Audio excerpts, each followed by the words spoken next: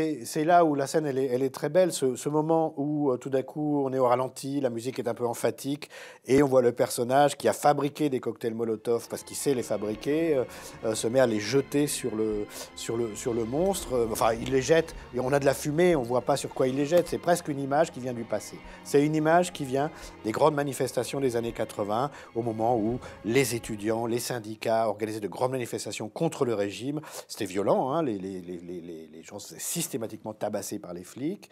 Il y a eu des massacres. En 1980, il y a eu un massacre en Gwangju. Il y a eu des centaines d'étudiants massacrés par la police.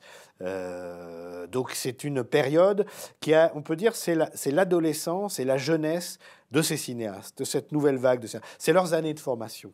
Et dans The Host, ce moment-là fait retour sous la forme de ce plan, de cette image, de ce mouvement de caméra, de cette image au ralenti. Pourquoi est-ce que cette image au ralenti? C'est pas seulement pour la beauté du geste ou pour la chorégraphie. C'est que tout d'un coup, c'est une image qui vient du passé, c'est une image mentale, c'est le retour je dirais, de la jeunesse de Bong Joon-ho.